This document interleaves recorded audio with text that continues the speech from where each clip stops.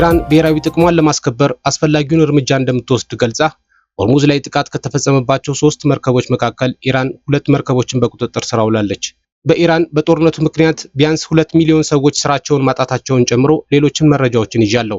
ጤና ይስጥልኝ ክቡራትና ክቡራን የዩቲዩብ ቻናሌ ቤተሰቦች፣ አሁን የተሰሙ ሰበር መረጃዎችን ይዤ ቀርቤያለሁ። በርከት ያሉ ታማኝ መረጃዎች ለእናንተ በፍጥነት እንዲደርሳችሁ የዩቲዩብ ቻናሌን ሰብስክራይብ በማድረግ የደውል ምልክቷን መጫን አትዘንጉ።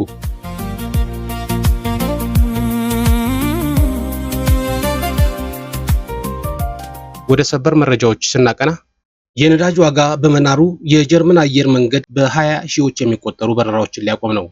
በነዳጅ ዋጋ መጨመር ምክንያት የጀርመን አየር መንገድ ሉፍታንዛ በመጪዎቹ ወራት በአውሮፓ ውስጥ የሚያደርጋቸውን በ20 ሺዎች የሚቆጠሩ የአጭር ርቀት በረራዎችን እንደሚያቆም አስታውቋል። አሜሪካና እስራኤል ከኢራን ጋር ጦርነት ከጀመሩ በኋላ የአውሮፕላን ነዳጅ ዋጋ በእጥፍ በመጨመሩ የአጭር ርቀት በረራዎች አክሳሪ አድርጓቸዋል። በዚህም ምክንያት በርካታ አየር መንገዶች በረራዎቻቸውን የቀነሱ ሲሆን ሌሎች ደግሞ በቲኬት ላይ ዋጋ ጭማሪ አድርገዋል። ጦርነቱ የሚካሄድበት የባህረ ሰላጤው አካባቢ የአውሮፕላን ነዳጅ ዋነኛ ምንጭ ሲሆን አብዛኛው ነዳጅም በጦርነቱ ምክንያት በተዘጋው በሆርሙዝ ወሽመጥ በኩል የሚተላለፍ ነው። የአውሮፓ ሀገራት ያላቸው የአውሮፕላን ነዳጅ ክምችት እየተሟጠጠ ባለበት በአሁኑ ጊዜ ክምችቱ በሳምንት ውስጥ ሊያልቅ እንደሚችል ዓለም አቀፉ የኢነርጂ ተቋም አስጠንቅቋል። ሉፍታንዛ እንዳስታወቀው በአውሮፓ ውስጥ የሚያደርጋቸው በረራዎች በከፍተኛ መጠን የሚቀንስ ቢሆንም የረጅም ርቀት ዓለም አቀፍ በረራዎች ባሉበት ይቀጥላሉ ብሏል። የአየር ትራንስፖርት ተንታኞች እንደሚሉት በመካከለኛው ምስራቅ የሚካሄደው ጦርነት ከቀጠለ በአውሮፕላን ቲኬት ዋጋ ላይ የበለጠ ጭማሪ እንደሚደረግ፣ እንደዚሁም በርካታ በረራዎች እንደሚሰረዙ አስጠንቅቋል።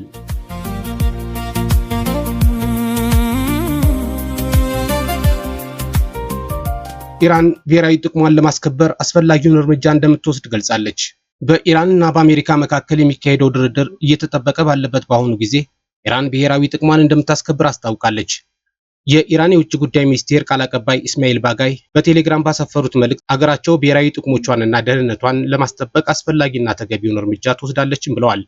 ቃል አቀባዩ ጨምረውም ከአሜሪካ ጋር የሚደረገው ድርድር እያሸማገለች ባለችው ፓኪስታን በኩል እየቀረበ ያለውን የተኩስ አቁም ጥያቄን በተመለከተ አገራቸው በፖለቲካው መስክ ያለውን ሁኔታ በቅርበት እየተከታተለች መሆኑን መግለጻቸውን የኢራን የዜና ወኪል ኢርና ዘግቧል።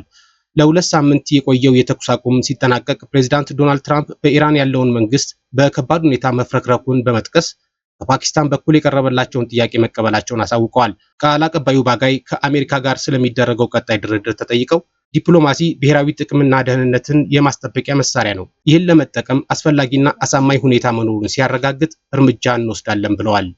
ሆርሙዝ ላይ 3 መርከቦች ጥቃት ሲፈጸምባቸው ኢራን 2 መርከቦችን በቁጥጥር ስር አውላለች። ዶናልድ ትራምፕ የተኩስ አቁም ካራዘሙ በኋላ በሆርሙዝ ላይ የሚንቀሳቀሱ 3 መርከቦች ጥቃት ተፈጽሞባቸዋል። የኢራን አብዮታዊ ዘብ አባላት ሮብ ጠዋት 3 መርከቦች ላይ ጥቃት መፈጸማቸው የተገለጸ ሲሆን ይህም የአሜሪካ ፕሬዝዳንት የተኩስ አቁሙን ላልተወሰነ ጊዜ ካራዘሙ በኋላ የደረሰ ነው። የብሪታንያ ጦር አካል የሆነው የዩኬ ባህር ትራንስፖርት ማዕከል 3 መርከቦች ላይ ጥቃት መፈጸሙን ገልጾ አንደኛው ጉዳት እንደደረሰበት አስታውቀዋል። የዩናይትድ ኪንግደም የባህር ትራንስፖርት ማዕከል የመጀመሪያው መርከብ ላይ ጥቃት ከተፈጸመ ጥቂት ሰዓታት በኋላ 2 መርከቦች ላይ ተኩስ እንደተከፈተ ገልጿል። እስካሁን ድረስ በሰው ሕይወት ላይ የደረሰ ጉዳት አልተሰማም። ጥቃት የተፈጸመባቸው 2 መርከቦች በግሪክ እና የዩኬ ባለቤትነት የተያዙ መሆናቸው ተገልጿል። የባህር ትራንስፖርት ላይ ክትትል የሚያደርገው ማዕከል በሁለቱ መርከቦች ላይ ጥቃት የፈጸመው ማን እንደሆነ ወዲያውኑ አለመታወቁን ገልጿል። ነገር ግን የመጀመሪያው መርከብ ላይ ጥቃት የፈጸሙት የኢራን አብዮታዊ ዘብ ጀልባዎች 2 መርከቦች ላይ ጥቃት ፈጽመዋል የሚል ግምት አለ። የኢራን መንግስት ጠንካራ ደጋፊዎች የተኩስ አቁሙ ከተጀመረ ወዲህ ለመጀመሪያ ጊዜ ማክሰኞ ምሽት በመላው አገሪቱ ሚሳኤልና ማስወንጨፊያዎችን በአደባባይ በማሳየት ሰልፎችን አካሂደዋል። አሜሪካና እስራኤል የሚፈጽሙት የአየር ድብደባ ካቆሙ በኋላ ኢራን ወደ እስራኤልና ባህረ ሰላጤው ሀገራት የምትተኩሳቸውን ድሮኖችና ሚሳኤሎች አቁማለች። ሮብ ዕለት በወሽመጡ ላይ በሚንቀሳቀሱ መርከቦች ላይ የተሰነዘረው ጥቃት እና ቀደም ሲል አሜሪካ የኢራን መርከቦችን መከልከሏ ስጋቱ አሁንም በወሽመጡ ላይ መቀጠሉን ያሳያል። ትራምፕ አሜሪካ የኢራን ወደቦችን መዝጋት እንደምትቀጥል የተናገሩ ሲሆን ኢራን ደግሞ እርምጃውን ተቀባይነት እንደሌለው በመግለጽ በኢስላማባድ በሚደረገው ውይይት ላይ ሳትሳተፍ ቀርታለች። የአብዮታዊ ጥበቃ ዘብ ሮብ ዕለት በቀጠናው ውስጥ የሚገኙ ንብረቶች ላይ ከጠላት አስተሳሰብ በላይ ከባድ የሆነ ጥቃት እንደሚፈጽምም ዝቷል። በሆርሙዝ ወሽመጥ ላይ ያለው የመርከቦች እንቅስቃሴ በኢራንና በአሜሪካ ኃይሎች ማስጠንቀቂያ ውስጥ ባለበት ጊዜ ኢራን መመሪያውን አልተከተሉም ባለቻቸው መርከቦች ላይ እርምጃ እየወሰደች ነው። ለመሆኑ እነዚህ ጥቃቶች እነማን ናቸው? በዝርዝር እንመልከታቸው። ጥቃት 1 የዩናይትድ ኪንግደም የባህር ትራንስፖርት ንግድ ማዕከል እንዳሳወቀው የአብዮታዊ ዘቡ አጥቂ ጀልባዎች በሆርሙዝ ወሽመጥ ላይ ሲጓዝ በነበረ የግሪክ ኩባንያ ንብረት በሆነ ኮንቴነሮች በጫነ መርከብ ላይ ተኩስ ከፍቶ ከባድ ጉዳት አድርሷል። ጥቃት 2 በተጨማሪም የተለያዩ ምንጮች እንዳረጋገጡት ንብረትነቱ የዩናይትድ አረብ ኤሚሬትስ የሆነ እና የፓናማን ሰንደቅ ዓላማ በሚያውለበልብ መርከብ ላይ ጥቃት ተፈጽሟል። በመርከቡና በሰራተኞች ላይ ምንም አይነት ጉዳት አልደረሰም ተብሏል። ጥቃት 3 የባህር ትራንስፖርት ደህንነት ተቋም የሆነው ቫንጋርድ እንዳሳወቀው ሌላ የፓናማ ሰንደቅ ዓላማ የሚያውለበልብ መርከብ ከሆርሙዝ ወሽመጥ በሚወጣበት ጊዜ የጥቃት ኢላማ ሆኗል። በጥቃቱም በመርከቡ የተለያዩ ክፍሎች ላይ ጉዳት እንደደረሰበት ተዘግቧል።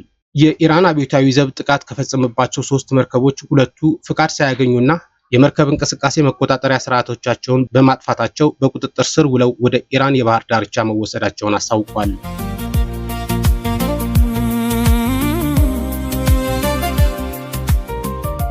በመጨረሻም በኢራን በጦርነቱ ምክንያት ቢያንስ 2 ሚሊዮን ሰዎች ስራቸውን ማጣታቸው ተገለጸ።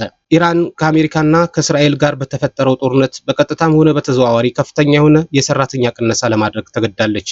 ምክትል የስራና የማህበራዊ ዋስትና ሚኒስቴሩ ጎላም ሆሳይ መሐመድ ከ2 ቀናት በፊት በጦርነቱ ምክንያት 2 ሚሊዮን ሰዎች ስራቸውን አጥተዋል ብለዋል። ሰፊው የሰራተኛ ቅነሳ በማህበራዊ ሚዲያ ላይ በኢራናውያን መካከል ትልቅ የመነጋገሪያ ርዕስ ጉዳይ ሆኗል። ተጽዕኖ የአየር ድብደባ ተፈጽሞባቸው የተዘጉ ፋብሪካዎች ብቻ የሚመለከት አይደለም። ሌሎች አምራቾች፣ ቸርቻሪዎችና አስመጭና ላኪ ንግድ ድርጅቶችና ዲጂታል ዘርፉንም ጎድቷል። ከባቡር ጣቢያዎች ባዶነት መመልከት ትችላላችሁ ሲሉ አንድ ተጠቃሚ በኤክስ ገጽ ላይ ለጥፈዋል። ሌላ ግለሰብ በበኩላቸው ለቢሮአችን አቅራቢያ ካሉት የመኪና ማቆሚያ ቦታዎች ባዶነት ማየት ትችላላችሁ ሲሉ የተፈጠረውን የስራ አጥነት ስፋት ለመግለጽ ሞክረዋል።